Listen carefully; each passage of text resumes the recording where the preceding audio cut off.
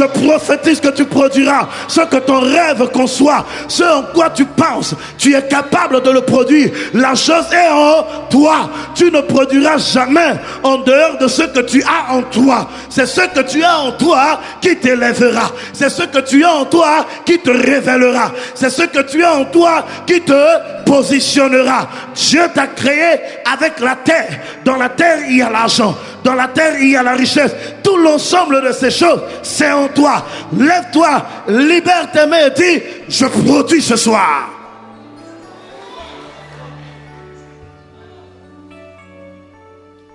Hein? On m'a raconté l'histoire d'un homme.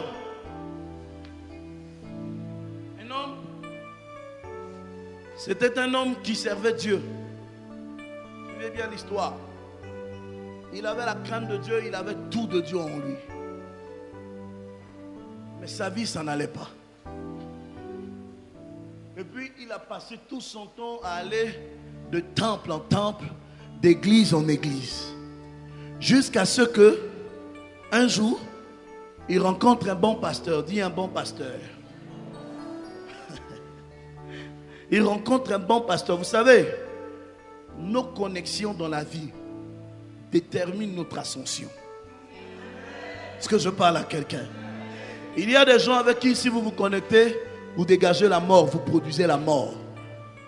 Mais il y a des gens qui ont tellement compris ce qu'ils sentent avec Dieu, que lorsque vous vous connectez à ces personnes, vous produisez au-delà de ce que vous-même vous espérez. Est-ce que vous comprenez? Lorsque vous prenez des sorties d'électricité, si vous prenez plus, moins, ça donne le positif, c'est-à-dire la lumière, normale. Mais si vous prenez plus, ça fait masse. Hein? Donc, il y a des gens dans la vie, lorsque vous les rencontrez, naturellement, la qualité de votre production change. L'environnement de votre production change. Vous quittez du minimum, vous entrez dans le maximum. Vous quittez de l'irrationnel, vous rentrez dans le rationnel. Vous quittez de l'extrême cas de la pauvreté, vous entrez dans une vraie dimension d'excellence et de la gloire. Je parle pour un homme dans cette salle. Je parle pour une femme dans ce ministère. Je prophétise ce soir que Dieu te déplace du minimum et t'introduise dans le maximum. Que Dieu te connecte à des sources de provision sûres. Et puis, cet homme, il croise un bon pasteur qui lui parle de Dieu et de ce que Dieu est capable de faire.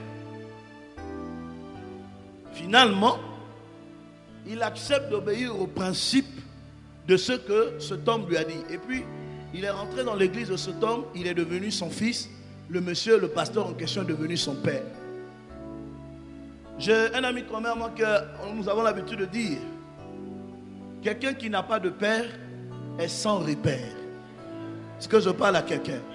Dans la vie, si vous voulez aller loin, ayez toujours quelqu'un derrière vous. S'il n'y a pas quelqu'un derrière vous, vous ne pouvez pas atteindre vos objectifs. Pour que Moïse remporte des milliers de victoires, il a fallu que Hur et Aaron soutiennent ses mains. Josué était sur le champ de bataille, mais Josué avait toutes les techniques de la guerre, mais le peuple qu'il combattait était plus fort que lui. Si Moïse n'avait pas été derrière, Josué n'allait jamais remporter la victoire. Mais aussi longtemps que Moïse est derrière lui, il avait la certitude que tout ce qu'il allait faire allait réussir. Est-ce que je parle à quelqu'un ce soir?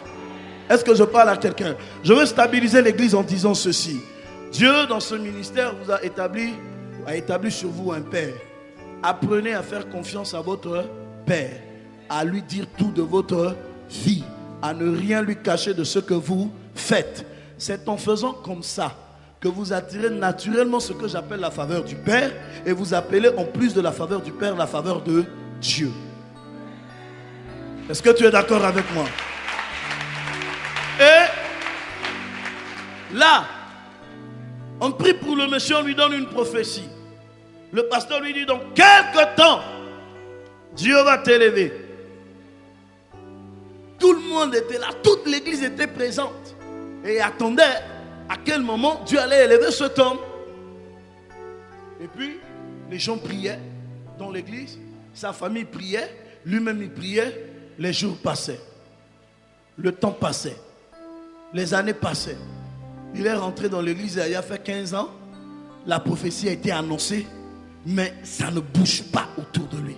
Et puis le diable est venu prêter une de ses oreilles pour commencer à lui dire des mensonges. Dis mensonges. Non, tu sais ces choses-là, il faut. Lorsque tu commences à te dire il faut, c'est qu'il faudra bien un jour. Amen. Quand tu commences à te dire il faut, il faudra bien un jour. Alors le diable commence à dire il faut. Et puis le monsieur commence à se décourager. Le pasteur dort la nuit. Il fait un rêve. Dieu lui révèle que dans 3 jours, il allait visiter de façon exceptionnelle cet homme et changer radicalement sa vie. Tout fier, le pasteur arrive à l'église. Il dit ce jour, Dieu va introduire un milliardaire dans mon église. Tout le monde crie Amen. Il dit je parle à quelqu'un dans cette salle, un milliardaire sera introduit. Tout le monde se lève et tout le monde dit Amen puisque le pasteur prophétise. Et puis le pasteur s'oriente tout droit vers la personne en question. Le pasteur le fait lever et le pasteur lui dit toi tu seras. L'église a crié wow. Dans 3 jours Dieu va changer radicalement ta vie. Je parle à quelqu'un ce soir, hein? Ça sera ton témoignage. Je parle que ça sera ton témoignage. J'annonce que ça sera ton témoignage. Je t'informe que ça sera ton témoignage. 2 jours est passé. Au 2e jour, le matin, le monsieur était debout jusqu'au soir. Le 3e jour, le matin, il s'est levé. Les mêmes il faut sont revenus. Parce que le pasteur avait dit dans 3 jours. Nous sommes déjà le 3e jour, le matin. Ce que je veux vous dire, c'est quoi? C'est qu'à l'instant T, un frère est venu se présenter chez cet homme, a cogné à sa porte. Quand il a ouvert, il dit oh frère, tu dors encore ici? Il dit oui, je suis encore là. Il dit oh, mais donc tu n'es pas encore devenu milliardaire? Et puis du coup, le frère s'est senti embarrassé par la question. Il voulait répondre non, il voulait dire oui. C'est-à-dire quoi? C'est-à-dire à ce moment précis, il disait non, le processus d'accomplissement de la prophétie s'arrête. Il dit oui, Dieu met à l'évidence sa foi et honore la prophétie. Laisse-moi t'annoncer ce soir, tout ce que le diable va chercher à voler dans ta vie, c'est le oui. Garde le oui dans ta bouche. Garde le oui dans ta pensée. Garde le oui dans ton langage. Ne dis jamais non. Quelle que soit la quantité de questions, dis toujours oui. Dieu est capable de le faire. Dieu est capable de l'accomplir. Dieu est capable d'acheminer. Dieu est capable de l'exécuter. Je parle à quelqu'un ce soir. Partout dans ta vie, on t'a dit non. Je suis venu t'annoncer ce soir. L'ordre va changer. Bientôt, ce soir, à partir de ce soir, tous ceux qui ont l'habitude de te dire non vont commencer par te dire... Aïe, aïe, aïe, aïe, aïe, aïe, aïe, aïe, aïe, aïe, aïe. Lève-toi et dis oui. Celui qui dit oui, Dieu dira oui à son témoignage. Celui qui se lève et dit oui, Dieu dit oui à son mariage. Je viens parler à quelqu'un ce soir. Dieu dira oui à ton mariage. Il dira oui à ton élévation. Il dira oui à ta prospérité. Je parle à quelqu'un dans ce ministère. Aïe, aïe, aïe, aïe, aïe, aïe, aïe, aïe, aïe. Je suis venu annoncer un homme. Le oui est possible. Dis à quelqu'un oui. Aïe, aïe, aïe. Prends la main de quelqu'un, dis oui. Dis-le excellent. Oui. Vous savez, les hommes ont leur manière de vous dire oui. Dieu a sa façon de dire oui. Pour Dieu, c'est solennel. Quand il veut le dire, c'est bien dit, c'est proprement dit, c'est excellemment dit. Prends la main de quelqu'un à côté de toi. Dis-lui, dans cette saison, pour moi, c'est oui.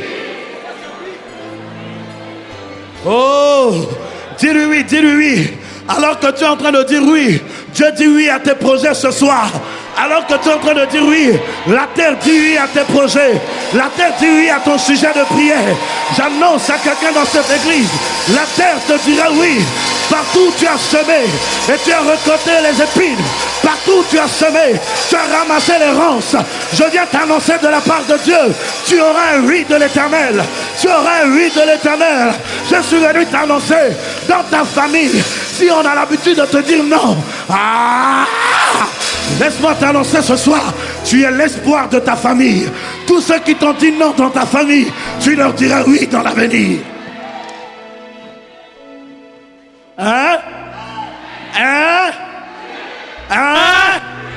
Dis-moi un amen que j'avance.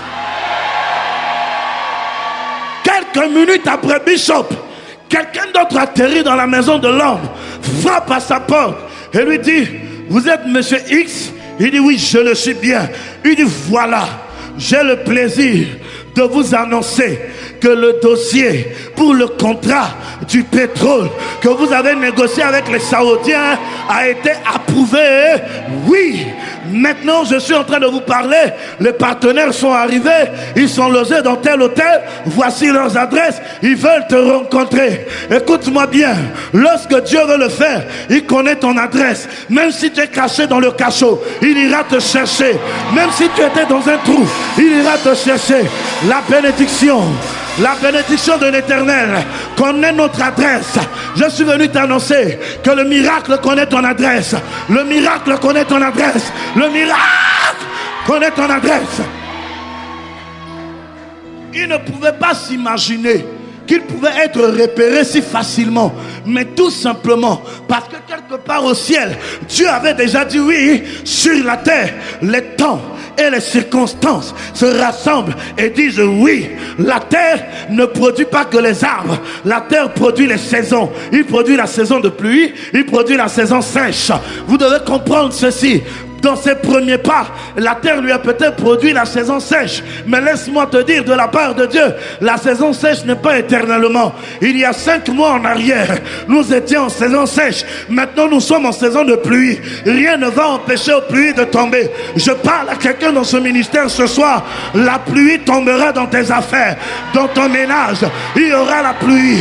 Dans tes activités, il y aura la pluie. Là où tu es en train de semer, là où tu es en train de travailler, tu espères à des promotions, tu espères à des récompenses. Les hommes ont fermé les yeux sur toi. Les hommes t'ont complètement oublié. J'annonce la bonne nouvelle à quelqu'un ce soir. Je prophétise à quelqu'un ce soir. La saison d'accomplissement est arrivée. Nous sommes dans la saison d'accomplissement. Nous sommes dans la saison du miracle.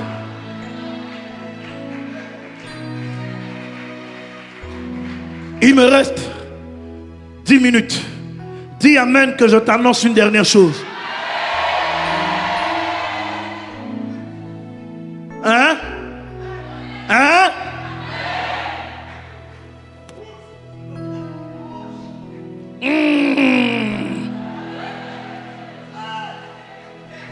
Et là,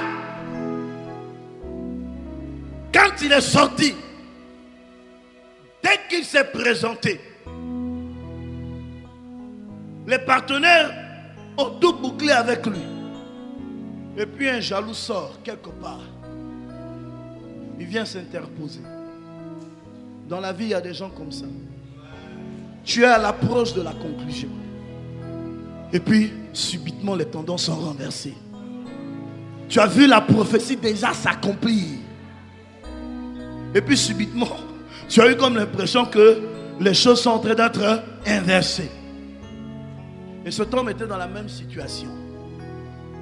Il a déjà rencontré les partenaires. Il a déjà vu le contrat. Il a déjà calculé à peu près tous les milliards qui devaient siffler dans son compte. Et puis subitement, quand tu sors de là, quelqu'un, une autorité du pays vient rencontrer les partenaires pour dire non, lui n'a pas la crédibilité pour gérer une si telle affaire. Quelle adversité. Vous savez, plus l'obstacle est dur, plus la victoire est grande. Plus le combat est dur, plus la victoire est grande. Vous devez savoir ceci. Avec Dieu, il n'y a jamais d'à peu près. Il y a toujours la totale. Dieu ne commence pas pour rester en bas. Il ne commence pas pour laisser inachevé. Quand il commence, il termine bien ce qu'il a commencé. Hein? Et puis subitement, cet homme va voir le pasteur. Il lui dit, non, voilà que la prophétie s'est réalisée. Mais quelqu'un s'est levé et s'est mis devant toi, devant moi. Et le pasteur l'a regardé, le pasteur a souri. Il dit, mon fils, sois en paix.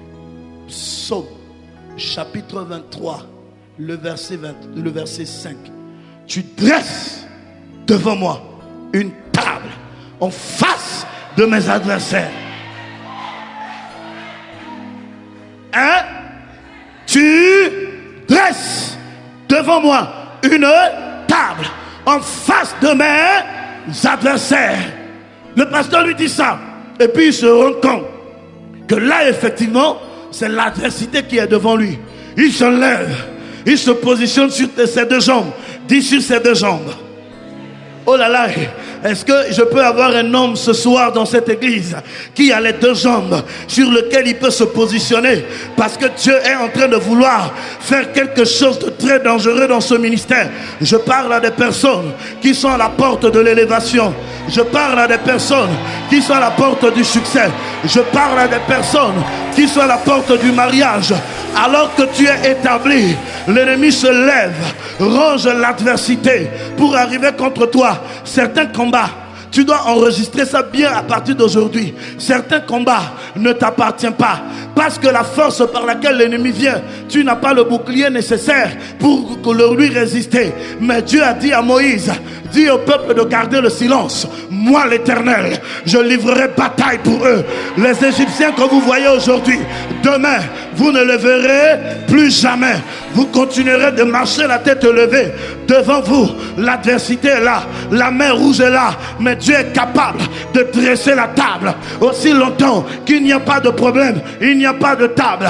Laissez le nombre de ennemis s'augmenter. Plus les ennemis se lèvent, plus Dieu dresse la table. Plus mes ennemis s'accroissent, plus Dieu dresse la table. Pendant qu'il est en train de dresser la table, il rentre dans le souvenir du passé. Il voit les choses qui m'ont manqué. Si c'est le mariage, il prend l'assiette du mariage, il dresse la table. Si c'est l'élévation, il prend l'assiette de l'élévation, il dresse la table. Si c'est le succès, il prend l'assiette du succès, il dresse la table devant moi, en face de mes adversaires. Ils vont s'asseoir. Il sera en train de te regarder. Pendant que tu seras en train d'exécuter ce que tu es en train de faire dans ta vie, ils vont mettre la main sur la joue et dire, je suis désolé, je ne savais pas que c'était comme ça. Je n'avais pas compris que c'était Dieu. Mais c'est déjà trop tard. C'est déjà trop tard. Dieu a déjà commencé. Ce qu'il a commencé, il le terminera. Je parle à quelqu'un. Tu ne mourras pas prématurément. Tu ne t'arrêteras pas précocement. Tu y arriveras. Dieu dit tu y arriveras. Je dis tu y arriveras. Je proclame que tu y arriveras. Même si les autres sont passés, sont arrivés à la mairie avant toi, tu les regardes, tu dis non, ce n'est pas un problème. Allez-y, que le nom du Seigneur soit béni. Mais moi aussi, j'arrive.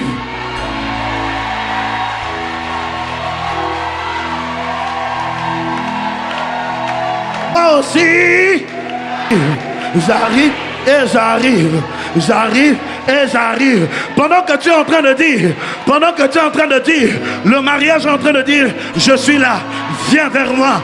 L'élévation est en train de dire, je suis là, viens vers moi.